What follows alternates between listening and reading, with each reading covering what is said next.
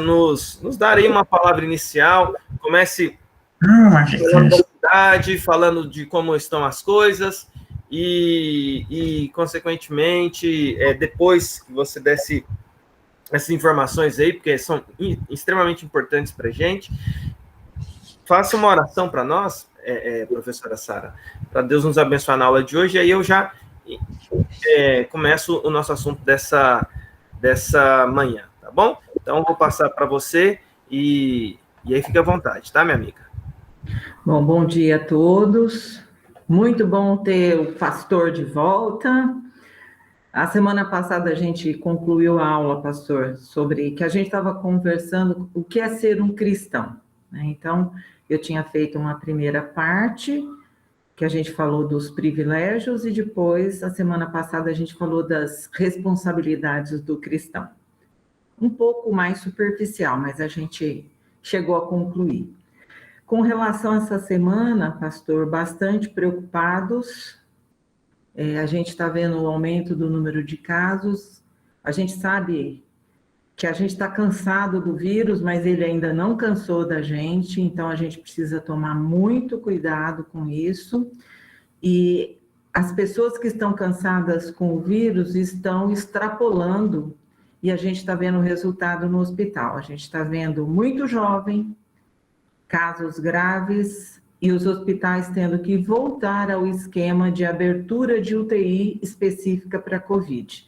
Sexta-feira, a discussão no HC da Unicamp era a abertura de mais 10 leitos de UTI, porque as UTIs estão lotadas. E com um agravante agora, né, pastor? A condição econômica que nós tínhamos em março, abril, é muito diferente agora. Hospitais endividados.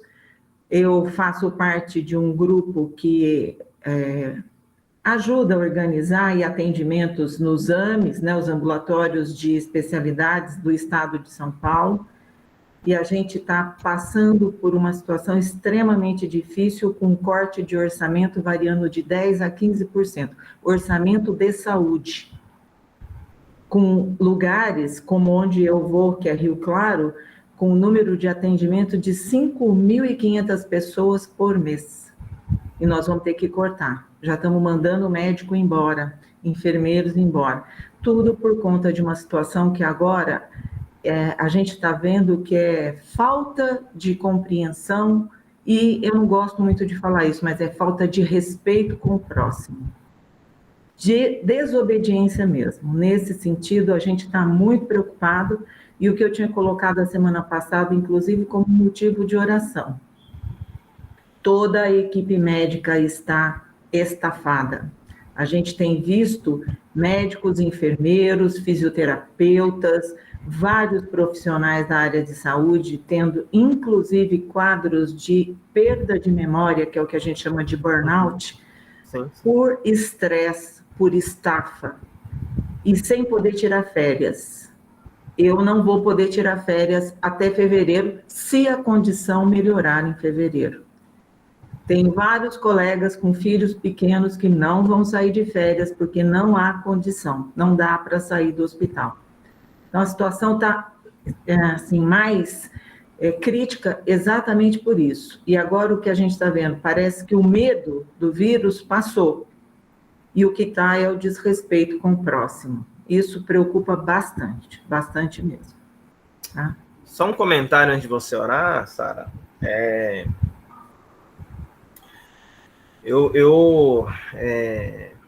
A minha preocupação nesse momento, assim, a gente você falando sobre os hospitais, né? Além desse aumento que está acontecendo por conta do desgaste, tá todo mundo realmente cansado desse negócio, mas o medo de faltar insumos, né?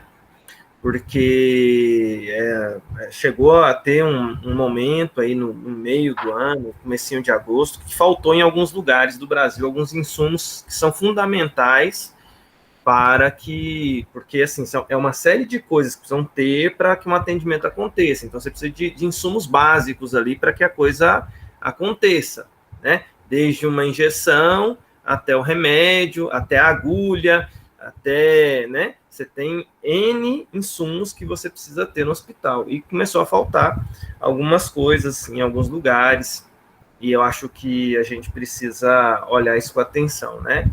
Uma outra coisa que eu vejo, realmente, é a questão do desgaste, que gera um desgaste emocional, e a situação, que é o que eu queria perguntar para você, Sara, da vacina, porque o pessoal aí está tendo aí uma notícia dessa vacina aí, duas, né? Mas você acha que a coisa...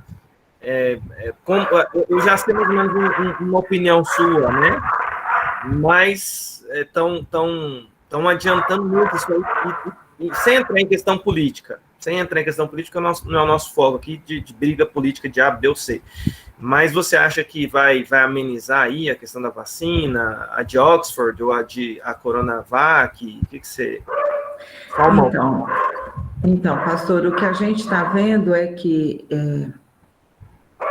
o conhecimento está muito avançado, né? E as técnicas para vacina, elas estão muito apuradas já há algum tempo.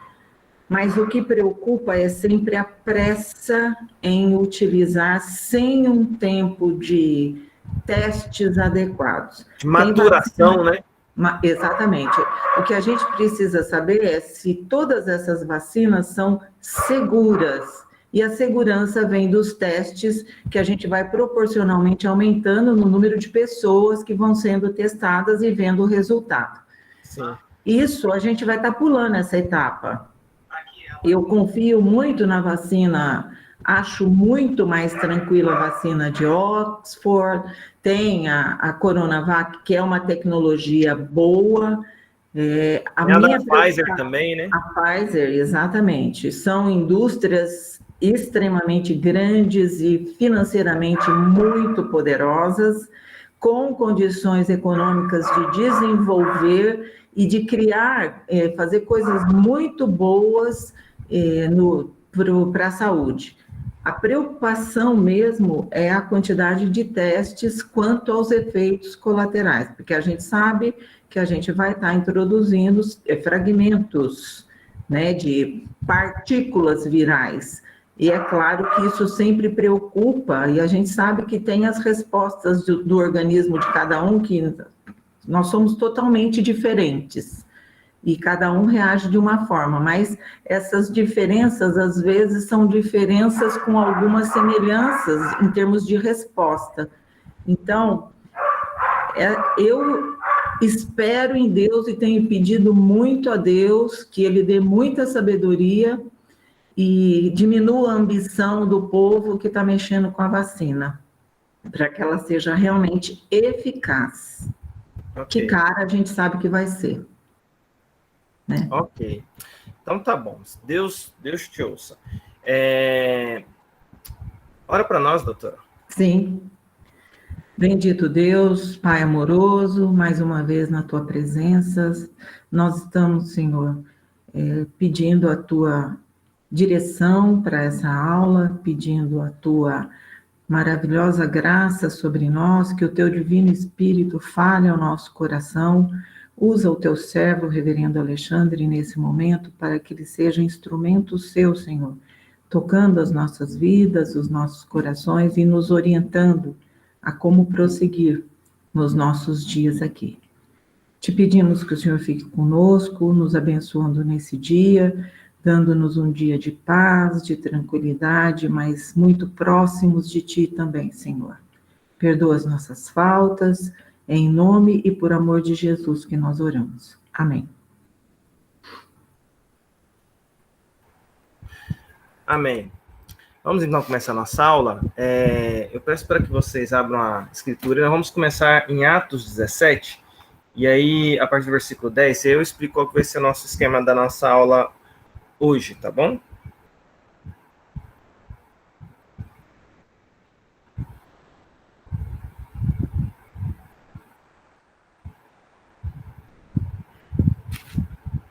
Atos,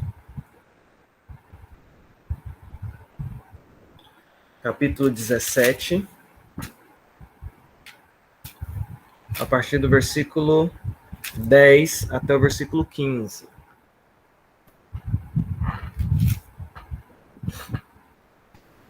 Atos 17, do 10 ao 15.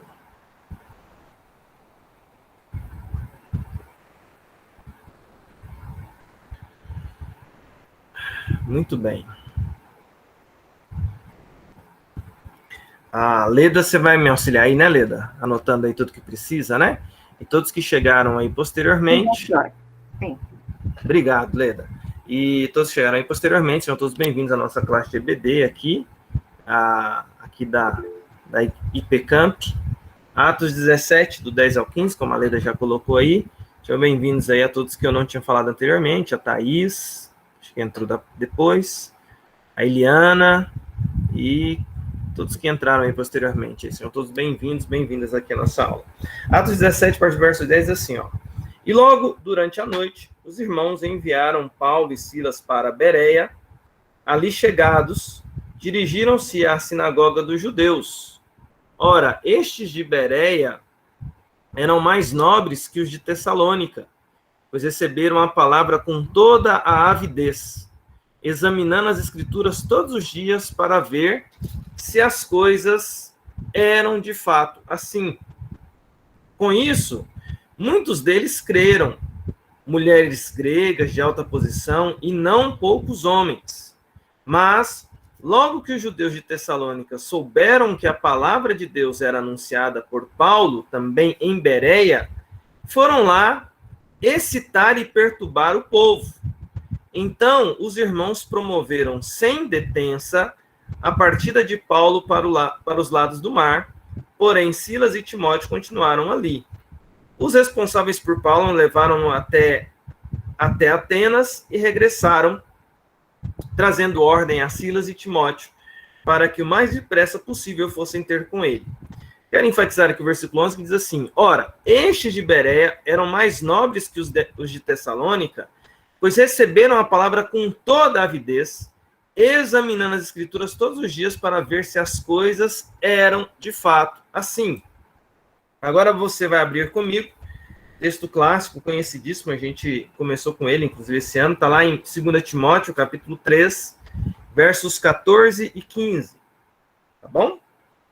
2 Timóteo, capítulo 3, verso 14 e 15. Ou a Sara, ou o Samuel, que se quiserem ler esse texto para nós aí, por favor, encontrou, leia para nós aí. 2 Timóteo, capítulo 3, versos de 14 a 17. 2 Timóteo 3, de 14 a 17. Tu, porém, permanece naquilo que aprendeste e de que foste inteirado, sabendo de quem o aprendeste, e que desde a infância sabes as sagradas letras que podem tornar-te sábio para a salvação pela fé em Cristo Jesus. Toda a escritura é inspirada por Deus e útil para o ensino, para a repreensão, para a correção, para a educação na justiça, a fim de que o homem de Deus seja perfeito e perfeitamente habilitado para toda boa obra. Muito bem, muito bom, meus irmãos. Eu quero, então, para a gente ter essa aula... Olha aí, a Patrícia chegou aí, ó, gente. Tá aí a dona Patrícia. Ontem a filha dela fez aniversário, a filha caçula da Patrícia fez aniversário, ela tá toda sorridente, toda sereleque, né? Tá aí. A caçulinha dela fez 9 anos ontem. Muito bem. Ó, não tô ouvindo, acho que eu tô com a porta fechada, ela tá sem internet. Tá igual o Samuel e a Ruth, cada um tá numa internet. Mas muito bem. Pastor? Oi, fale, Leda. A Patrícia assume agora ou eu continuo? Não, você continua aí, deixa a Patrícia aí. Tá bom. Você assume, você tá com você. Meus irmãos, a minha aula de hoje com vocês, ela vai no caminho daquilo que a gente já tinha trabalhado. Ó, Samuel apareceu lá do lado da Rutinha. A minha aula de hoje com vocês vai na seguinte linha. A gente, ao longo de toda essa jornada que a gente teve aqui, então a gente teve uma sequência de aulas que falou sobre desde a criação, que é de redenção, que é teologia bíblica, e aí nós partimos da perspectiva da teologia bíblica, fazendo um olhar sobre a redenção que está em toda a Escritura, e que tudo aquilo que está na Escritura aponta para Jesus, e nós começamos ali com o aspecto de criação, queda e redenção, e aí disso nós fomos desdobrando, falamos sobre o ser de Deus, aí do ser de Deus nós partimos para a questão da criação do homem, e da criação do homem nós falamos sobre a queda do homem, e dentro desses aspectos da queda do homem nós falamos sobre pecado, redenção, a vinda de Jesus, aí falamos sobre os aspectos de como a redenção se dá, falamos sobre justificação, a santificação, aí quando falamos sobre santificação, falamos sobre o Espírito Santo. Então nós fizemos bem um entrelaçado entre teologia bíblica e teologia sistemática. Eu trabalhei na classe de doutrina esse ano esse entrelaçado dessa perspectiva, teologia bíblica e teologia sistemática, sempre tendo um aspecto da teologia bíblica nos temas amplos que a teologia bíblica aborda, mas olhando para os aspectos sistemáticos, porque nós falamos sobre eclesiologia, a soteriologia, pneumatologia, a teontologia, falamos sobre cristologia, e daí por diante, né? Falamos sobre esses temas, que são os temas grandes aí, falamos sobre escatologia, que é o nosso último assunto aqui, que foi sobre escatologia, e aí nós tivemos um bom tempo aqui falando sobre céu, aliás, sobre as últimas coisas, e aí entramos na questão de o que acontece quando nós morremos, e aí falamos sobre novo céu, nova terra, a volta de Jesus, falamos sobre o céu, falamos sobre o inferno, e nós tivemos aqui uma abordagem ampla sobre o que é uma classe de doutrina básica, né? Falamos aí sobre aspectos de amilenismo, pré-milenismo, pós-milenismo, falamos muitas coisas. Então, em tese, e aí junto de mim, a Sara e o Samuel trouxeram assuntos também nesse mesmo parâmetro, nessa mesma sintonia, nessa mesma sinfonia, né? Harmônico a tudo o que foi falado aqui ao longo desse ano, mas eu falei desde o começo que a gente haveria um dia para a gente poder ter aqui questionamentos, uma aula mais para perguntas e respostas, porque sempre fica pergunta pelo caminho, e a Ruth sempre me lembra aquela pergunta, pastor, e aí as perguntas passam, né? Eu nem lembro das perguntas mais, porque né? Eu não sei se é burnout, viu, Sara, porque esse dia eu achei que eu tava, né? Vai saber, eu não sei se estava com essa perda de memória, mas eu estava com outros sintomas aí, mas assim, eu não sei se foi burnout, mas às vezes dava um branco, assim, sabe, daquele branco, assim, mas eu tinha falado que a gente teria aqui uma aula sobre perguntas e respostas, né, para a gente poder ter aqui um tempo de trabalhar algumas perguntas que ficaram pelo caminho, sejam elas quais perguntas forem, e a gente aproveitar esse tempo para isso. Então, eu abri aqui usando esses dois textos, que são os bereanos, e se você vê lá entre os bereanos, naquela missão que foi lá para Bereia, a gente tinha ali Timóteo, que estava ali junto da comitiva do apóstolo Paulo, e a gente tem a segunda carta de Paulo a Timóteo, quando você tem esses elementos que estão em paralelo, porque você tem tanto Lucas registrando ali em Atos, que eles ficaram surpresos quando chegaram lá em Bereia,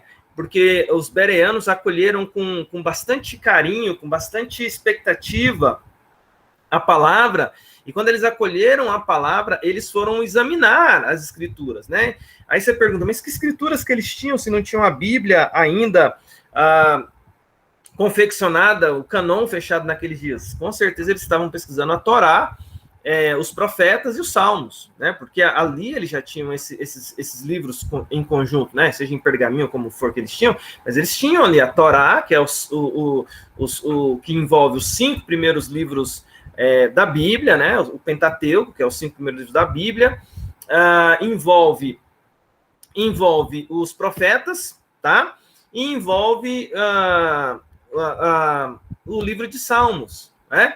E eles foram estudar esses livros, né? Eles foram se debruçar sobre as escrituras para ver se aquilo, porque eles foram para a sinagoga, né, Paulo e a comitiva, e começaram a falar, olha, o Jesus de nós estamos falando é aquele que a Escritura anuncia, é aquele de quem a Escritura fala. E o que eles foram fazer? Cada referência, porque sempre as mensagens de Pedro, Paulo, as mensagens dos apóstolos, de modo geral, ela era uma mensagem repleta de referências ao Antigo Testamento, as promessas, as profecias do Antigo Testamento, e eles então faziam referência a essas promessas, dizendo, ó, se cumpriu em Cristo. E eles então iam examinar essas referências que se cumpriram em Jesus. Aliás, todas as promessas, abre-se um parênteses aqui, todas as promessas referentes à vinda do Messias, todas, não teve uma promessa referente à vinda do Messias, se cumpriram em Jesus. Todas elas. Se você faz uma pesquisa no Antigo Testamento, todas as promessas que falavam sobre o Messias, todas elas se cumpriram em Jesus. É muito bonito isso. É um negócio assim espetacular, essa questão das promessas, né? E aí a gente olhou em 2 Timóteo aquele texto que é o texto que a gente abre praticamente a aula nossa aqui da classe de doutrina, porque quando a gente começa a classe, a gente fala, né, desse texto de 2 Timóteo que diz que a Escritura é inspirada por Deus, útil para ensino, útil para a correção e para a repreensão na justiça, né? Para que a Escritura, seja o nosso referencial. Então, diante disso que eu estou colocando para vocês, o desafio agora nessa aula é a gente ter aqui um momento de perguntas que ficaram pelo caminho e a tentativa, veja bem, tentativa de responder, porque não quer dizer que existam perguntas que hajam condições de serem respondidas. E quando tiver uma pergunta que eu não tenho condição de responder, é o que eu falar para a dona Deise, que é lá Deuteronômio 29, 29, meu amigo, né? Não tem resposta a Deuteronômio 29, 29, né? Aí alguém me perguntar aqui, Adão tinha umbigo? Adão tinha umbigo, reverendo Alexandre? Eu vou falar, pergunta para Deus, porque aí essas perguntas eu não tenho como saber, né? Então, assim, é umas perguntas que a gente às vezes não tem como responder, né? Se Adão tinha umbigo ou não, tá bom? Mas é uma boa pergunta para você pensar aí no dia de hoje. Adão tinha umbigo ou não tinha, né? Mas muito bem. Alguém quer fazer alguma pergunta? Eu vou começar pelas perguntas que ficaram pelo caminho aí, né? Não sei se a Leda ou a Ruth lembra. Acho que ficaram umas duas perguntas aí para ficar pelo caminho. Eu confesso que eu não lembro. Mas vamos começar por aí. E aí vocês fiquem à vontade de fazer perguntas aí. A Leda vai me ajudar aí. E aí pode ir retransmitindo aqui, ou abrindo o microfone ou retransmitindo aqui para mim aqui as perguntas, tá bom? Nossa aula, vamos focar nisso. Você lembra aí, Ruth, das perguntas que foram feitas? A Ruth está procurando as perguntas lá. Vamos lá, vamos dar um tempinho aí para a gente poder achar as perguntas aí e fazê-las.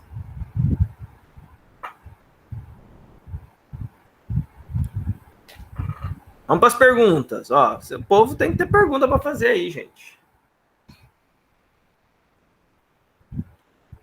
Ou abre o microfone, ou... Bom dia, pastor. Bom dia. Cheguei bom dia. Agora só. Desculpe-me pelo atraso.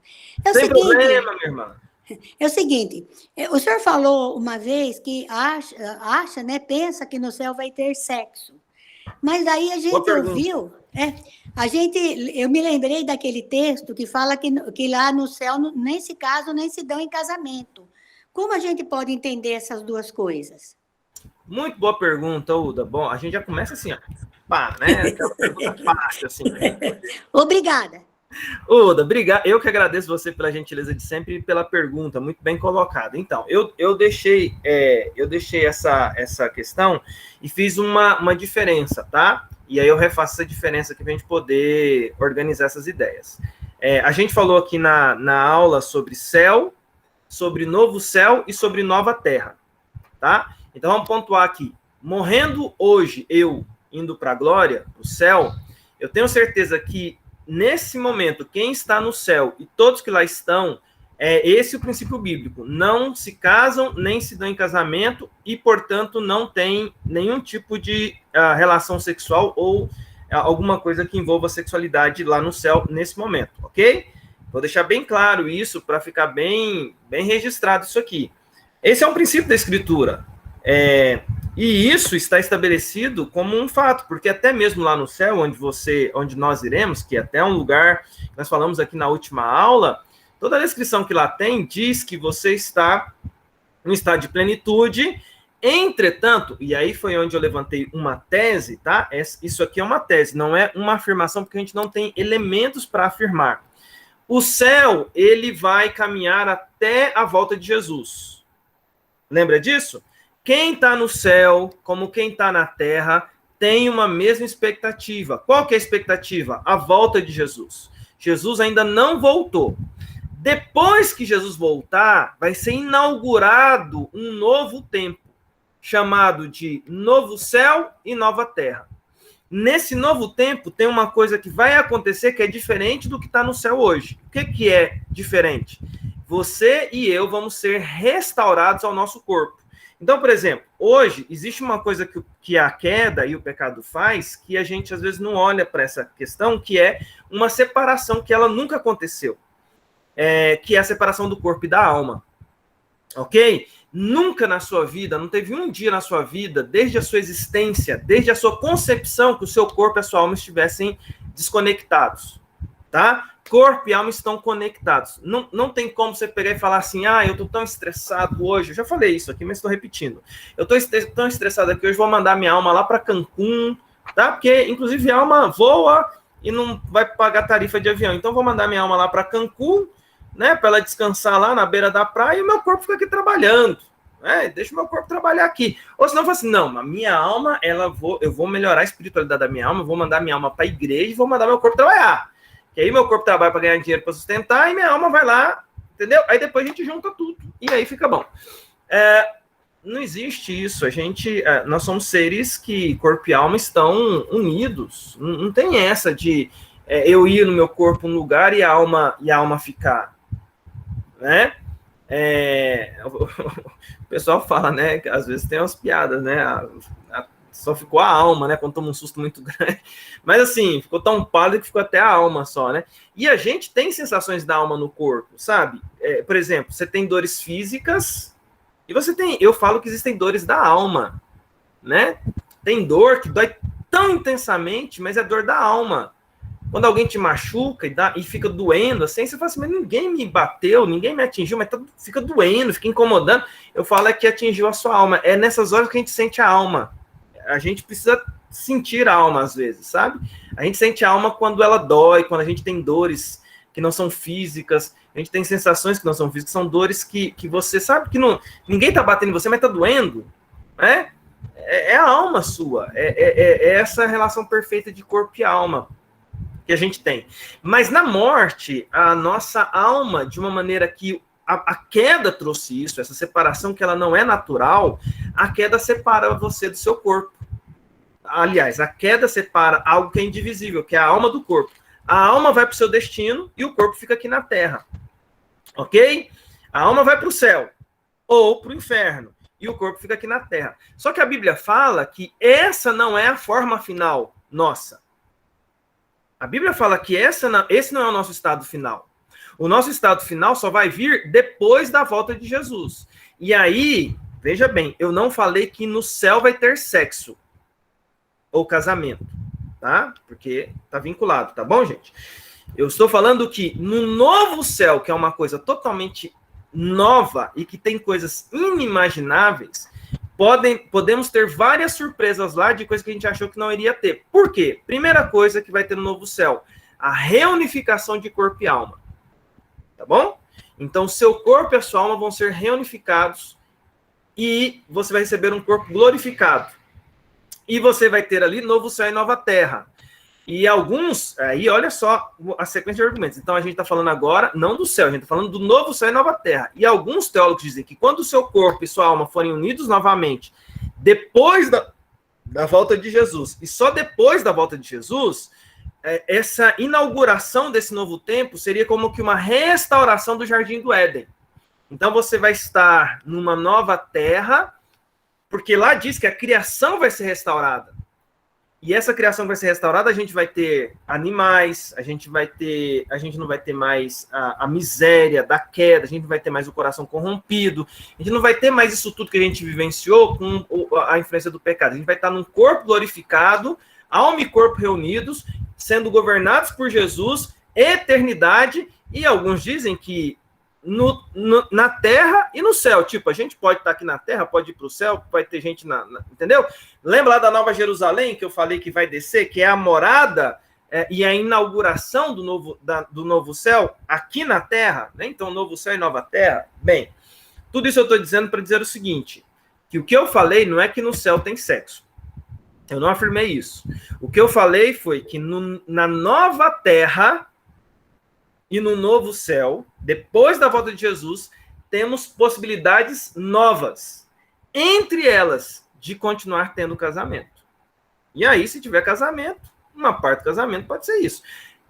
Isso é profundamente tese. E é uma coisa para a gente pensar, tá? Como pode ser que a gente voe, pode ser que os animais falem. Então, veja assim, eu falei que pode ter sexo, e aí, sem pecado, é sexo no casamento, tá? Pode ser que eu voe, pode ser que eu teletransporte, pode ser que os animais falem, pode ser que tenha tecnologia muito melhor que a internet, pode ser que tenha possibilidade de eu viajar para outros planetas, pode ser que eu possa mergulhar na água e respirar debaixo d'água, pode ser que eu possa ir para o espaço sem precisar de oxigênio, pode ser um monte de coisa, inclusive pode ter sexo também. Aí a gente cai no campo das teses. Saber mesmo é só quando a gente chegar lá. E aí a gente falou naquela aula, Maranata, vem Senhor Jesus, porque eu amo essas novidades que o céu tem, novo céu, melhor dizendo, amo essas novidades que o novo céu vai ter, porque assim, é o fim dessa era toda de queda, pecado e ruína, e o início, de fato, desse novo tempo, e é só após a volta de Jesus. Tá? Então, essa é a definição, Uda. É só depois da volta de Jesus. Tá? Então, a gente está falando de novo céu e nova terra. Aí, respondendo ainda e enfatizando. Hoje, no céu, o que a Escritura diz para nós? Não se casam nem se dão em casamento. Não existe sexo no céu. Até porque lá só está sua alma. Você não está pleno lá. Quem está no céu está a alma lá. A plenitude é igual ontem eu estava na casa de um amigo, aí ele reformou a casa que era bonita, né? Aí eu falei assim, olha só que coisa interessante, falei para ele. Falei assim, olha, veja que o que é perfeito pode ficar ainda mais perfeito, porque a casa já era linda. Eu falei, mas para que você mexeu na sua casa? Ah, não, achei que estava... Melhorei. Nossa, o que é perfeito pode ficar mais perfeito. Quem está no céu já está em estado de perfeição. Com a volta de Jesus, vai para o mais que perfeito, tá? É a reunião do corpo e da alma, e aí com o corpo e a alma reunidos, tem início uma nova era de coisas que a Escritura só pincelam, jamais penetrou em coração humano o que Deus tem preparado. Aí, gente, eu não vou ficar com dores de idade, assim, sabe? Eu não vou ficar com as penúrias da idade. Eu não vou ficar com problema de enfermidade. Eu não vou ter problema de cansaço. Nós falamos que no céu também vai ter trabalho, olha só, 2.0. A gente vai trabalhar sem cansar e com alegria no esquema original de trabalho, que é servir e ser servido, né? Servir e ser servido com dons. Imagina novos dons que existam. Imagina novas, eu falei aqui também que é tese minha, pessoal do coral aí, ó, novas notas musicais que a gente não conhece, novas melodias, novos acordes, novos sons. Gente, novo céu e nova terra. Espero ter respondido, viu, Uda? Isso é um elemento de vários que a gente acredita que possam acontecer no céu, no novo céu, sempre pensando sem a questão do pecado. Porque quando a gente pensa em sexo hoje, o problema nosso é que o sexo está vinculado a alguma coisa que é ainda muito atrelada ao pecado, né? Então, parece que é uma coisa que não entra. E a Bíblia não fala que não vai entrar. A Bíblia fala do céu. A Bíblia, quando fala do novo céu, aí a Bíblia não fala nada. É só isso que eu quis dizer. Obrigada, pastor. Gostei. Respondi direitinho, Uda? Fiz aí uma... Tá ótimo. Ficou alguma dúvida? Ficou ok, né? Ok, pastor. Então, mas eu tenho mais uma coisinha, então, se eu... Fale. Então, o sexo não seria com a finalidade de procriação, porque o povo já está escolhido, já está lá, ou teria? Uma ótima pergunta, Uda. E assim, a sua colocação ela é sensacional. Não sei, essa a minha resposta é Deuteronômio 29. Não sei, porque se aprouver a Deus ter uma possibilidade de que ali naquele novo tempo ter esses que lá estão ampliar sem pecado e sem queda, eu não vejo isso como uma coisa assim impossível. Estamos falando de novo céu e nova terra, esse novo tempo. E eu não vejo que não seja possível. Porque a gente está falando agora aí desse novo tempo, sem pecado e sem queda, eu não vejo que não seja impossível. Entretanto, aí entra tudo naquele escopo assim, da imaginação. Sabe aquele desenho que tinha assim, o Fantástico Mundo de Bob, né? Que a imaginação ia longe. Eu não vejo que não seria isso, não seria surpresa para mim, no novo céu e na nova terra. Eu falaria assim, você se surpreenderia aí com isso? Não seria surpresa. Mas eu não posso afirmar, porque são sequências que geram desdobramentos filosóficos desse argumento. E tem pastor que tem grandes teólogos que vai caminhar para essa linha, que vai falar assim, olha, é aberto. O que eu quero deixar aqui para você é, novo céu e nova terra, a gente está aberto a uma série de coisas novas que Deus está planejando e guardou no coração dele para revelar só naquele dia. E eu sou igual a Bia com respeito a essa surpresa. Eu só quero chegar lá e falar assim, eu quero a surpresa, eu quero ver o que Deus está preparando, entendeu? Porque eu acho que, além disso que você está colocando, que é uma possibilidade, e se for acontecer, glória a Deus, se não acontecer também não tem problema, mas é aquela coisa de que, assim, está reservado na mente, no coração de Deus. Cabe a nós, assim, conjecturar, pensar, sem afirmar, porque se eu afirmo, aí eu incorro num erro filosófico, que é afirmar coisas sem ter elementos para afirmar. Eu não tenho elementos na Bíblia para afirmar. Também não tenho elementos na Bíblia para dizer que o que está reservado, veja bem, não é no céu, é no novo céu e na nova terra, na nova Jerusalém, depois da volta de Jesus. Eu não tenho elementos para afirmar o que Deus está planejando. Eu só sei que é sensacional e, inclusive, pode incluir isso também. Vai saber o que Deus está planejando. Porque é um novo jardim, vamos dizer assim, né? Sem pecado, sem queda, é restauração da terra, vai ter animal, vai ter... Entendeu? Eu acredito que vai ter até novos animais, acho que vai ter muita coisa que a gente vai se surpreender e a gente vai estar muito feliz com isso. Mas muito boas suas colocações, viu, Uda? Excelentes. Colocações de alto nível. E algumas delas é Deuteronômio 29, né? Deus reservou esse mistério para ele, e ele realmente reservou e está preparando. Maranata, né? Como a gente diz. Mais alguma pergunta? Obrigada, pastor. Respondi, minha amiga? Muito bom, vamos lá. Mais alguma pergunta aí? Seremos surpreendidos, né? Na verdade, Deuteronômio 29, ele fala aqui o seguinte, vou até abrir aqui com vocês, abram lá. Não sei se eu cheguei a abrir ele aqui esse ano, porque o pessoal aí não faz muita pergunta, né? A dona Daisy, que é a campeã mundial de perguntas, e ela fazia umas perguntas que, assim, o coraçãozinho dela ficava angustiado, ela fazia pergunta para mim que não tem resposta. Aí eu falava para ela, dona Daisy, Deuteronômio 29, olha lá o que diz Deuteronômio 29. Diz assim, ó, as coisas encobertas pertencem ao Senhor, nosso Deus, porém as reveladas nos pertencem, a nós e a nossos filhos para sempre, para que cumpramos todas as palavras dessa lei. Então, isso aí é mistério que pertence a Deus. Tem alguns mistérios que ainda não foram revelados, mas que serão, né? A forma como Jesus viria a este mundo era um mistério, e durante muitos anos eles andaram esperando a vinda de Jesus. A oração era, vem o Messias, e havia os indícios de como o Messias viria, e aí na plenitude do tempo, na plenitude dos tempos, o Messias veio. E Deus revelou o seu plano, revelou o seu filho, né? Então, Deus vai revelando o seu plano a nós, mas lá em Deuteronômio já avisaram, olha, lá antigamente, lá no Pentateuco, olha, as coisas encobertas Deus vai revelando no tempo dele. Então é mistério, deixa com Deus o que é mistério, né? Muito bem, vamos lá, mais perguntas? Aproveitem que eu estou aqui hoje para responder.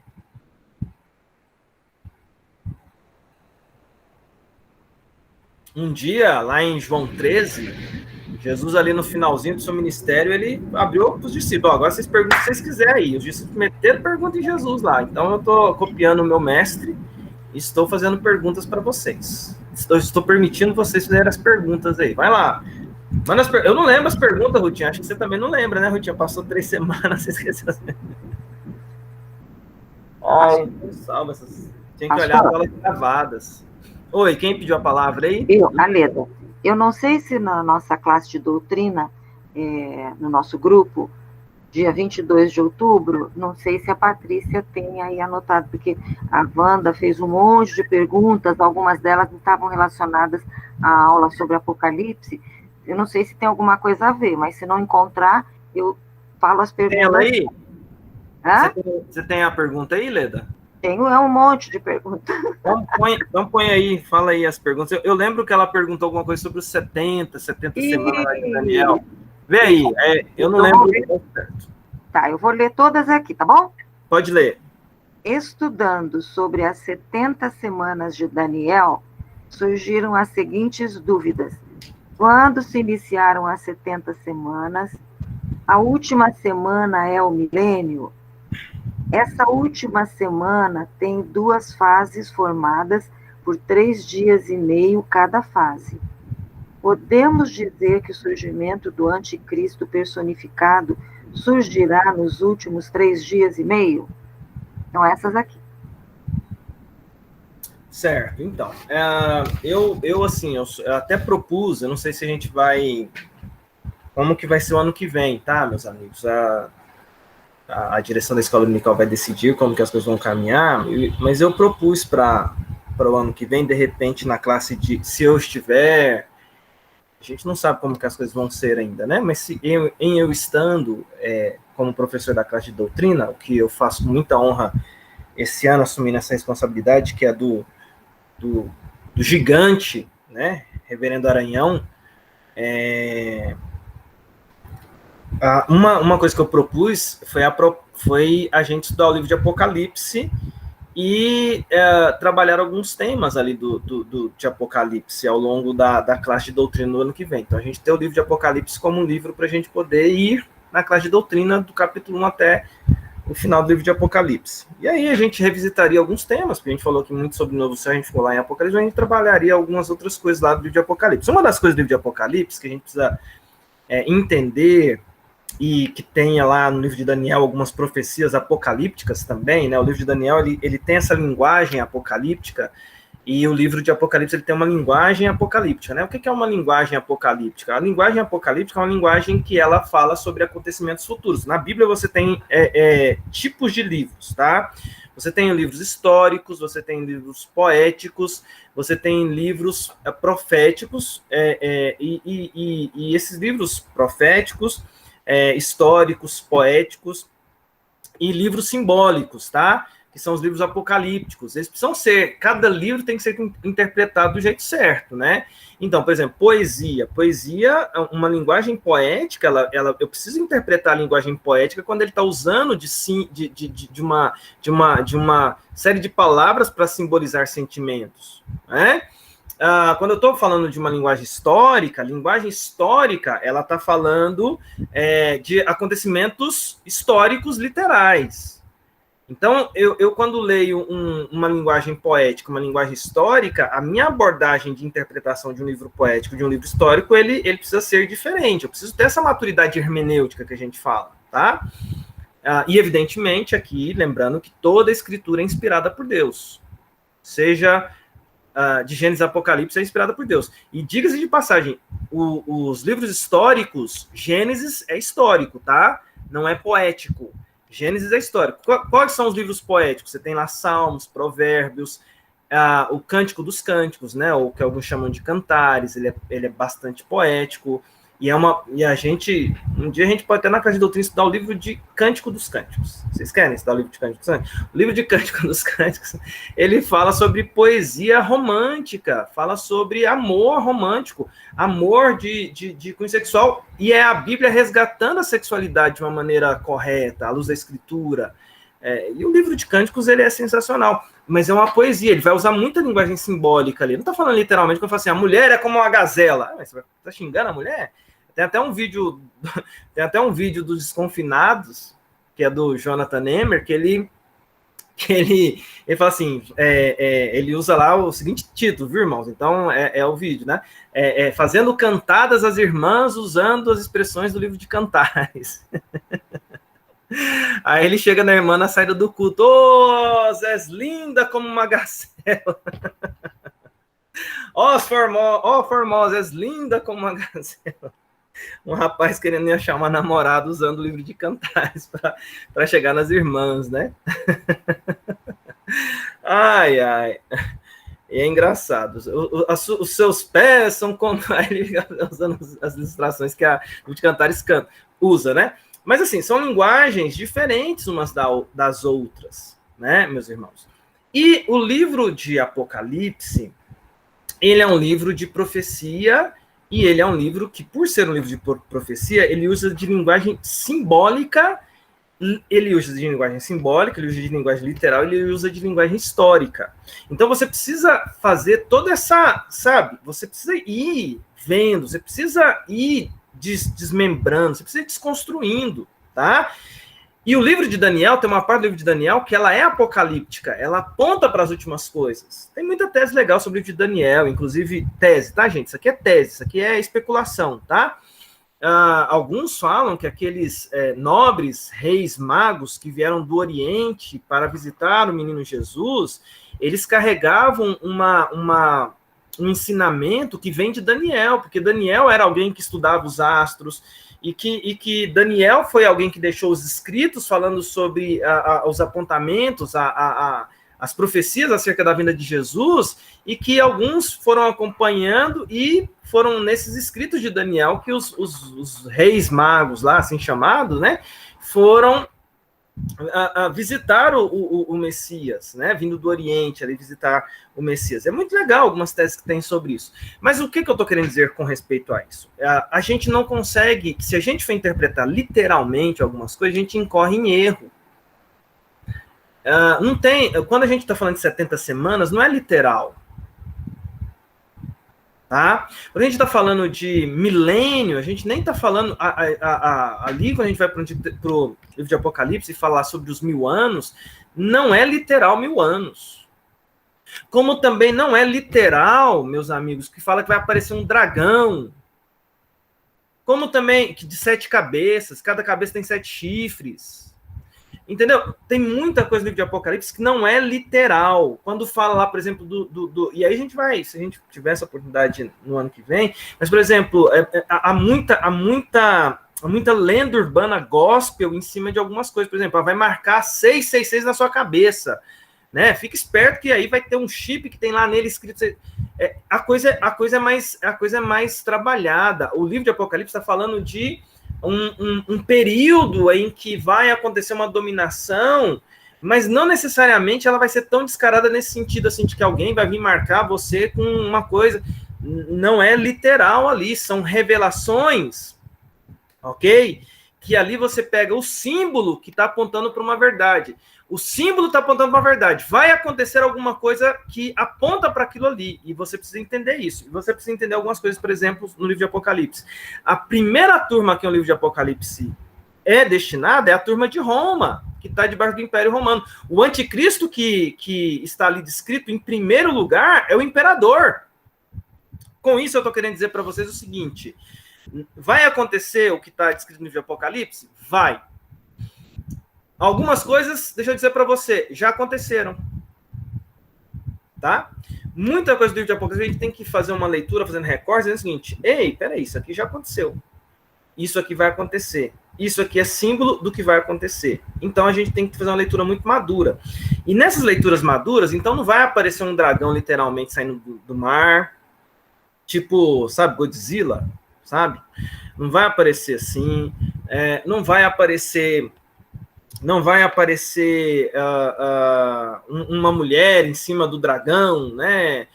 Aliás, o anticristo em cima do dragão e a mulher correndo, não vai ser assim. Ali a gente precisa interpretar símbolos, inclusive alguns símbolos que remontam a imagens que a gente tem na mente, tá? Quando João vê Jesus ali descrito, eu acho que a descrição ela é lindíssima, mas ela é simbólica para a gente representar o que Jesus é. Entendeu? Quando lá em Apocalipse 2 ele está vendo, ali é uma visão para descrever, porque a glória de Jesus é ainda maior que aquilo, vai ser mais bonito que aquilo ali. tá? Eu quero que você entenda isso, é mais bonito. Mas são símbolos ali que estão descritos ali para você poder entender. E aí, com isso eu estou querendo dizer para você o seguinte, respondendo a pergunta da Wanda, que não está aqui, infelizmente, mas que fez as perguntas, né, nos acompanhou durante todas as aulas. Eu não sei porque ela não está aqui hoje, mas porque ela acompanhou todas as aulas. Aqueles símbolos ali de Daniel, a gente precisa ver eles de maneira simbólica. Se a gente for interpretar literalmente, falar, olha, e fizer conta, a gente cai num erro que alguns judeus caíram, que é o erro da cabala. Que é a cabala? É você fazer cálculo com, sabe, pega a palavra, essa palavra aqui, se você dividir ela e você contar aqui, vai dar tal dia, e aí é nesse dia que vai acontecer tal coisa. Como o pessoal disse que tinha lá, né, na cabala estava falando lá do 11 de setembro, lá quando destruiu as Torres Gêmeas. Então tudo lá na cabala tá escrito, se você jogar o código da palavra no original, que soma mais 1, mas soma mais 70, que diminui mais 2 semanas, vai dar o negócio. Sempre dá certo porque você faz a conta do jeito que você quiser, né? Então, assim, eu não acredito, tá, sobre 70 semanas literais. Como a milenista, que a gente falou que é a doutrina que a Igreja Reformada assume, e a Igreja Presbiteriana de Campinas assume essa doutrina, a gente é da doutrina amilenista. O amilenista não é que ele não acredita no 1000 anos, é que ele não acredita em 1000 anos literais. Porque o amilenista acredita que os 1000 anos simbólicos começaram quando Jesus ressuscitou. Ali está inaugurada já essa era que vai da ressurreição de Jesus até a sua volta. E que a gente sabe que já tem mais de 1000 anos. A gente não acredita nesses 1000 anos literais. Entendeu? Então a gente não acredita em muita coisa ali no livro de Apocalipse ou no livro de Daniel que está de maneira literal. Se eu for estudar de maneira literal, minha cabeça começa a pirar, porque eu começo a forjar imaginações na minha mente e a criar teorias da conspiração que começam a forçar o texto bíblico para a minha geração. Então, veja bem, linguagem, e aí eu volto para a minha explicação. Linguagem bíblica, nós temos a histórica, que ela é ipsiliteris, ela é aquilo, sem acrescentar. Então, o que é histórico na Bíblia? Livro de Atos, histórico. Os livros de Paulo são históricos. Os evangelhos são históricos. O livro de Gênesis e o Pentateuco é histórico. Você tem livros históricos, eles são literais, ok? A interpretação é literal aqui naquele livro. Quando está falando água, é água. Quando está falando pedra, é pedra. Quando está falando sol, é sol. Você tem livros históricos. Você tem livros poéticos. Está falando que o sol da justiça é Deus. Tá vendo que é poesia? Então você tem que interpretar como poesia.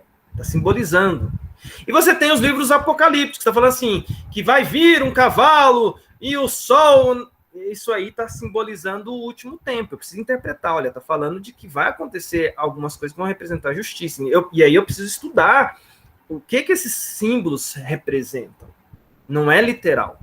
Então, esse amadurecimento hermenêutico é muito importante. Com esse amadurecimento hermenêutico, o que eu afirmo aqui para vocês aqui? A gente tem que tomar muito cuidado com qualquer literatura apocalíptica da Escritura. Porque se a gente interpreta ela de maneira literal... Veja que a coisa é tão séria que o próprio apóstolo Paulo, quando ele teve uma visão do céu, quando ele fala assim, olha, eu conheço alguém que teve lá no céu, ele está falando dele. E ele é extremamente cauteloso ao expor o que ele viu. Olha que interessante. Porque a gente precisa ter uma cautela na interpretação de uma visão. Né? Os livros proféticos têm as visões lá, e era engraçado quando tinha uma visão. Veja que o próprio Natan, quando foi confrontado a Davi, falou assim, rei Davi, olha, tinha um rei, tinha uma pessoa que tinha um pastor que tinha muitas ovelhas, e tinha um pastor que tinha uma ovelha, e o pastor que tinha muitas ovelhas foi lá e pegou o que tinha, a ovelha daquele que só tinha uma ovelha.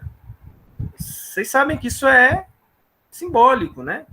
E aí ele ainda perguntou para Davi, o que você faria com um cara que tinha muitas ovelhas e pegou um lá que só tinha uma ovelha e catou a ovelha que ele tinha? Isso aí precisa pagar pelo que fez. Aí Natan falou assim, é você.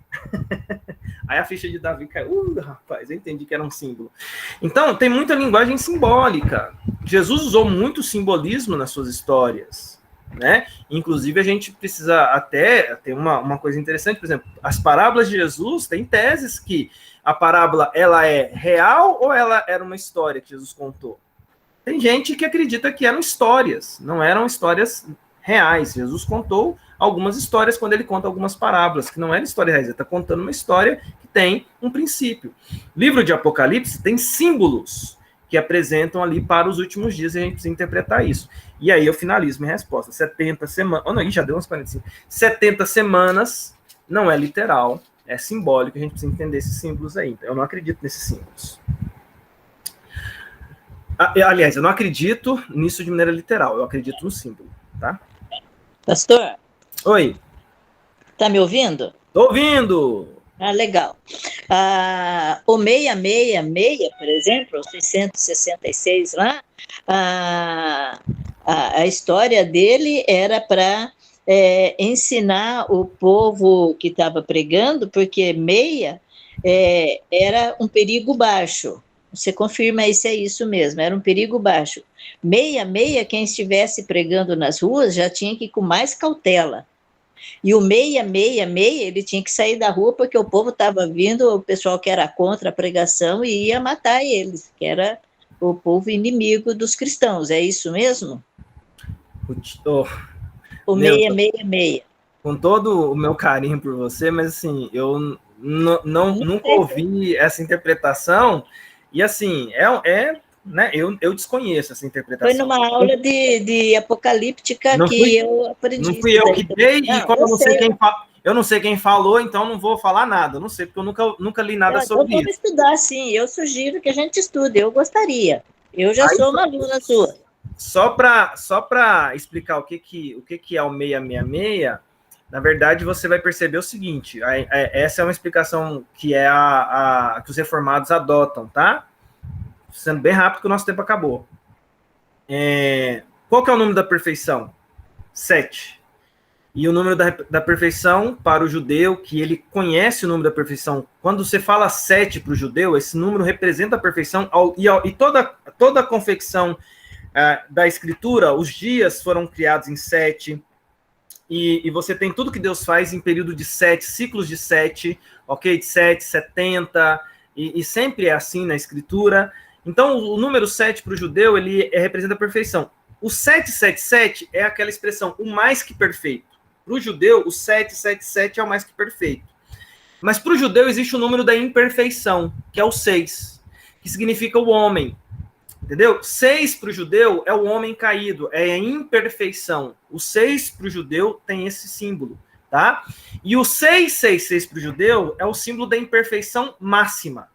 Então, 666 é um número que representa a plenitude da imperfeição. É a imperfeição na sua forma mais ampla. É o mais que imperfeito. Se tem um mais que perfeito, o 666 é o mais que imperfeito. Entendeu? Basicamente, essa é a linha que os reformados adotam, tá bom? Minha gente, 11h48, a gente está terminando aqui a nossa aula. Alguma colocação a mais, além das que foram feitas pelos meus nobres amigos aqui e companheiros aqui de Jornada da Caixa de Doutrina? Alguma colocação a mais? Eu concordo com a aula do Apocalipse. Apoiadíssimo. Obrigado, Rutinha.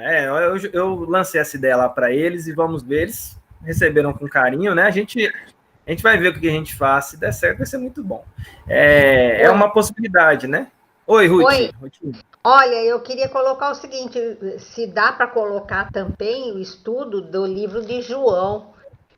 Nossa, esses 7 milagres foram colocados para que vocês creiam que Jesus é o Cristo. Eu acho isso aí muito importante, por causa do seguinte, eu quero, antes de chegar no céu e conhecer o que vai acontecer lá, o estudo do que nós devemos, a prática e o que nós devemos fazer é muito importante para mim. Eu acho que o estudo de João, tendo em vista o motivo pelo qual ele escreveu, e ele diz lá no final do livro, e eu também gostaria que colocasse, né? Tá bom, dona Ruth. Ouvimos o seu pedido, minha amiga. Tá bom? Obrigada. Eu agradeço, Rutinha. Obrigado você. Obrigado a todos que estão aqui. Eu agradeço aqui mais uma vez a querida Leda, que... Pastor, fale. É só uma perguntinha, mais questão administrativa. Nós vamos continuar tendo aula normalmente, né? Vamos ter aula. Eu no comecinho da aula eu falei e eu aproveito desculpa, essa pergunta para... Não precisa pedir desculpa, não. Bom demais te ver, viu, Uda? Saudade de você, minha amiga. Saudade de vocês também. Todos nós nossos irmãos. Nós vamos ter aula domingo que vem, tá? É a aula de encerramento do nosso ano da classe. Vocês podem trazer... a aula que vem vocês podem trazer salgadinho, viu? Para aula virtual. Aí vocês comem aí na casa, cada um come na sua casa, tá? É encerramento da aula nossa aqui, tá bom? E aí, a partir do dia 20, é aula conjunta. Aí eu não sei como que eles vão fazer. Eu já sei que tem um dia que eu vou dar aula lá na igreja, em janeiro, mas eu não sei se eles vão fazer na igreja ou se vão fazer online. Eu não sei. Eu não fui informado sobre isso, mas eu sei que a nossa aula aqui vai até agora, semana que vem. Então, semana que vem eu dou aula de encerramento. Hoje eu estou dando essa aula de perguntas e respostas, mas semana que vem, dia 13, a gente encerra a nossa classe de doutrina 2020.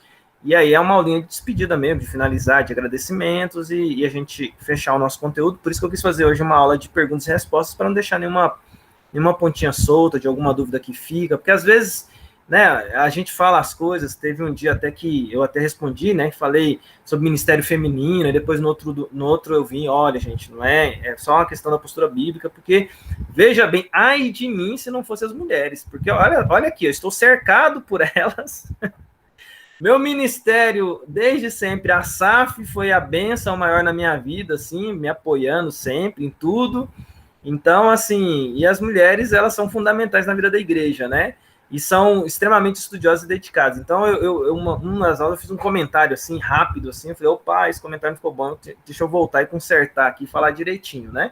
Então, era importante a gente ter uma aula que a gente tem essas possibilidades de perguntas e respostas, para a gente não ficar nenhuma ponta solta pelo caminho, porque ficam dúvidas, né? Ficam às vezes, uma frase que fica solta ali. A Uda me ajudou muito hoje recolocando esse assunto da sexualidade, porque poderia ter ficado solto esse assunto. Então, assim, de fato, obrigado pela caminhada até aqui. A gente vai encerrar com uma oração a nossa aula dessa manhã. Domingo que vem temos aula de encerramento. E, de repente, alguma pergunta que você lembrar até semana que vem, acredito que semana que vem vai ser bem light, a gente pode tentar responder a uma outra pergunta aí, tá bom? Eu quero agradecer muito a Leda, que me ajudou aqui na confecção da aula, fazendo os registros das perguntas e das respostas, sempre com muito zelo, com muita qualidade, me ajuda muito, e ela tem isso como um ofício mesmo, né? No dia que eu fui dar aula na igreja, eu falei, não, eu vou lá para a sala de aula, né, porque eu vou ajudar lá quem vai estar dando aula lá. Então, assim, eu acredito que é um ministério. Por isso que mesmo a Patrícia aqui hoje, eu já dispensei a Patrícia, porque eu promovi a Leda, a secretária oficial aí da classe. Estou demitindo a Patrícia aqui em público. O trabalho da Patrícia, olha, eu imagino, estou sentindo na pele. Não, mas a gente agradece muito, viu, Leda, que faz com muito carinho. A Patrícia também fazia e faz com muita excelência também, né? Então, a Patrícia faz excelente, Leda.